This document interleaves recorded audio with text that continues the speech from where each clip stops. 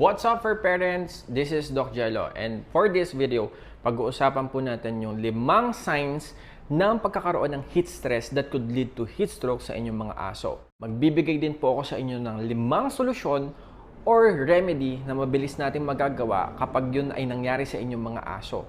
Let's go! As you can see guys, nitong mga nakaraang linggo, sobrang init na, and then we have a lot of cases din or reports in Facebook, mga nakikita ko na nagkakaroon ng suffering with heat stress yung mga aso natin. Kaya po gagawa tayo ng video ngayon at tatalakayin natin yung sinabi ko 5 signs at 5 solusyon na maaari natin magawa para mapigilan ng heat stress sa inyong mga dogs. Number 1 sign po natin na makikita sa mga aso that is suffering heat stress is this. First is massive or excessive panting.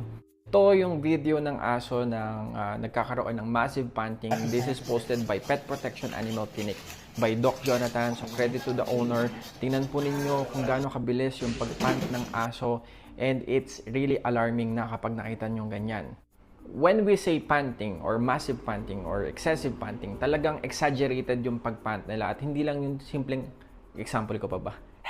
Hindi lang ganoon. Talagang sobrang in-example ko pa talaga. Pero grabe talaga. Sobrang bilis ng pagpant ng mga aso nakakaranas ng heat stress tulad na nakita nyo sa video. And that's what you have to watch out kapag nagkakaroon ng heat stress ang inyong aso. Pangalawang senyales na maaari nyo makita sa inyong aso is drooling. Cases of heat stress aside from massive panting or talagang exaggerated panting, makikita ninyo na ang inyong mga aso ay mayroong drooling. Ibig sabihin po ng drooling is yung todo or talagang grabing paglalaway. Makikita nyo talagang tumutulo yung laway sa kanila. Tatlong senyales na makikita ninyo sa inyong mga aso is yung bright red dry gums. Kung saan, pag tinignan nyo yung kanilang gums, talaga makikita nyo talagang pulang-pula. And nangyayari to because the body is trying to release all the heat sa kanilang katawan by pulling the blood sa kanilang extremities. So that's why meron siyang bright red gums. Pang-apat at medyo talagang delikado ng senyales na makikita ninyo sa inyong aso kapag sila ay nag-heat stress is this. So maaari silang mag-form or magkaroon ng vomiting or pagsusuka at diarrhea. So yung iba dyan hindi porke nagsusuka at nag-diarrhea, ibig sabihin parbo agad, okay? Maaaring heat stress din po yun at pang-apat na senyales yan ng heat stress. That is a serious sign na maaari nyo makita, kumbaga medyo delikado ang lagay ng inyong aso pag nag-start na siya mag-vomiting at diarrhea. And last but not the least na senyales ng heat stress is this. So neurological problems may arise tulad ng pagbo-wobble, tulad ng pagkakaroon ng involuntary twitching, as well as seizure. Kapag nakita nyo 5 senyales na sinabi ko sa inyo, talagang literal na heat stress na yung nangyayari sa inyong mga aso at talagang kailangan natin silang agapan agad at dalhin sa mga veterinaryo.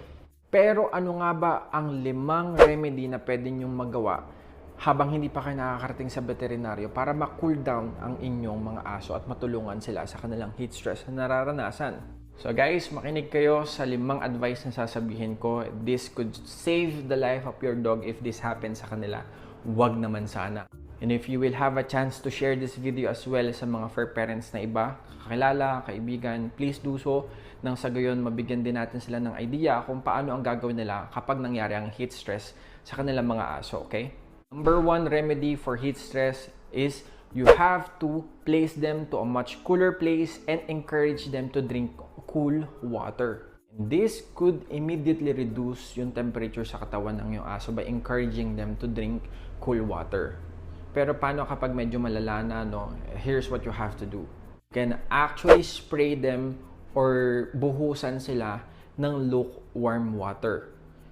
Okay? Ulitin natin. Lukewarm water, yung mga tubig sa hose. Pero never natin gagawin na buhusan sila ng malamig na tubig. Bakit? Because cold water could cause constriction of blood vessels sa extremities ng inyong mga aso. So instead na ma-release nila yung heat sa kanilang katawan, it will be trapped inside. So that's why kapag nagbuhos kayo ng tubig sa kanila, make it lukewarm water at hindi malamig. Okay? Noted yan Pangatlong advice po natin is you can blow air sa kanila or tapatan nyo po sila ng electric fan. In that way, marireduce po natin yung heat na dumadaan sa kanilang katawan. Pero hindi po natin ina-advise na sila i-immediately ilagay sa malamig na lugar tulad ng naka-aircon na kwarto. It's because gaya nung sa sinabi ko sa water that could constrict the blood vessel sa kanilang extremities. So, hindi siya ganun ka-helpful agad-agad kapag nilagay sila sa malamig like naka-aircon na kwarto. So, mas advisable natin na instead of that, tapatan sila ng electric fan. At in that way, matutulungan natin mag-drop ang kanilang temperature.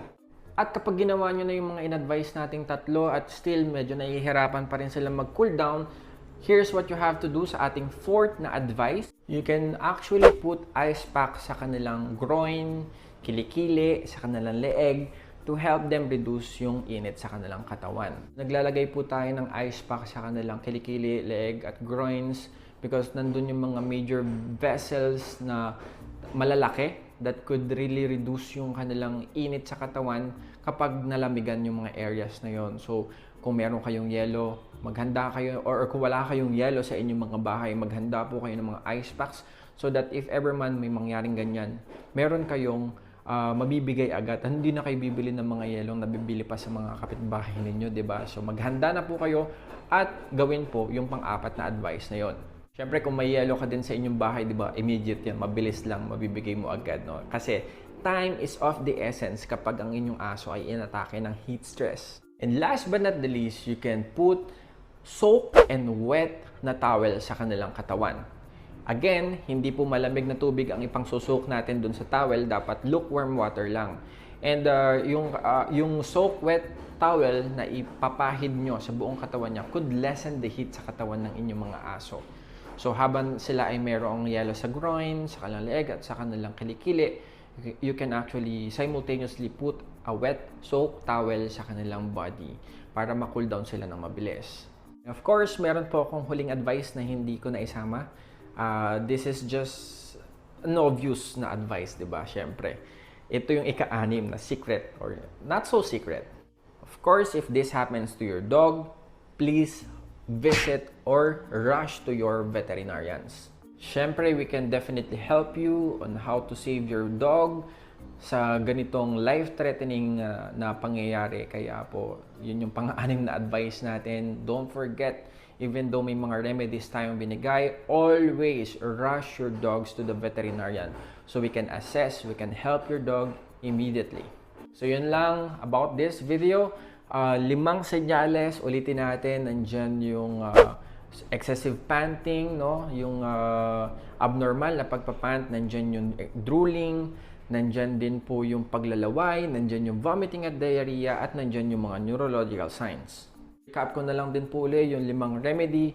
First, you have to move your dog to a more shaded area at encourage na sila yung uminom ng cool water. Lumipat ako ng pwesto kasi medyo nangangalin yung puwet ko. Pangalawa, you can splash them or buhusan sila ng lukewarm water, but tandaan na hindi po dapat malamig na tubig ang ibubuhos. Pangatlo, you can put air sa kanila like electric fan, tapatan po natin sila. Pang-apat, we can actually put an ice pack sa kanilang kilikili, leeg, groins, and last but not the least, you can put soak wet towel sa kanilang katawan. But again, hindi malamig na tubig ang ipang-wet natin sa ating towel. So yun po yung mga piece of advice na meron tayo in this video. And ngayon tag-init, tandaan po natin, maging vigilant tayo, paghandaan po natin yung mga yan, at iwasan na natin na mangyari sa inyong mga aso na magkaroon sila ng heat stress that could lead to heat stroke. And if ever man po na mangyari ito sa inyong mga aso, always call your veterinarian, consider this video, tandaan po natin, gawin po natin lahat ng in-advise natin. And if you can share this video sa iyong kaibigan, sa iyong kapatid, sa iyong kakilala, or kahit kanino man na mayroong aso, it will be a big help para sa kanila, no?